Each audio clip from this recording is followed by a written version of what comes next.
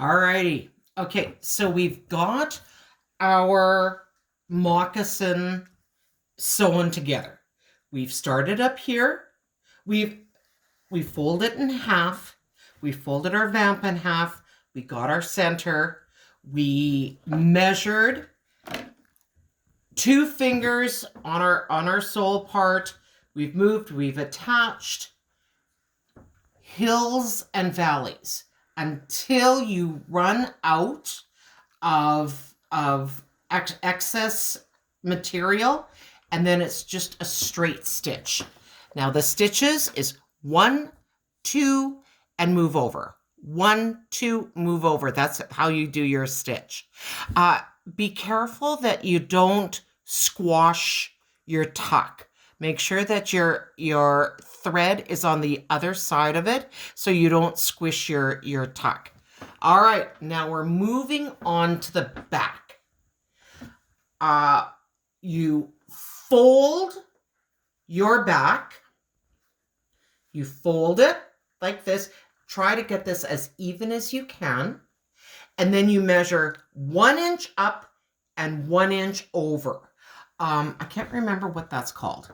Neil might be able to help me. It's like a square. If you have one of those rulers, one of those angle rulers, Square. a square, you can use that. But it's 1 inch up, 1 inch over, and then you draw a line from your back to where the 1 inch is. So you draw a line and then you cut it.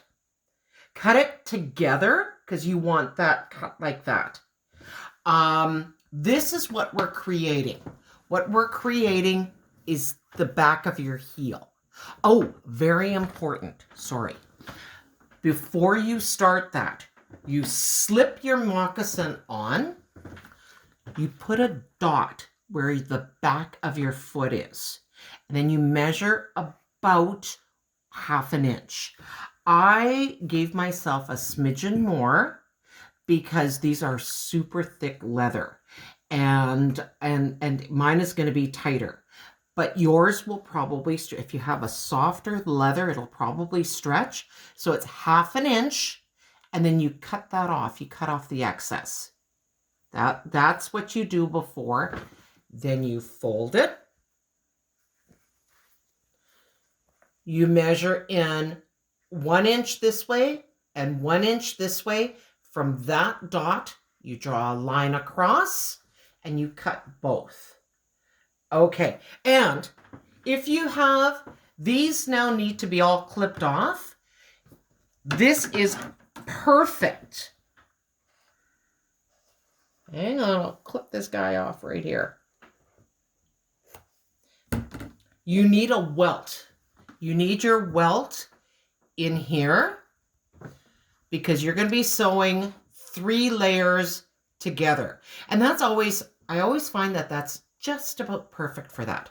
Now you start sewing from the back up, because if this doesn't match up completely, you can always trim it.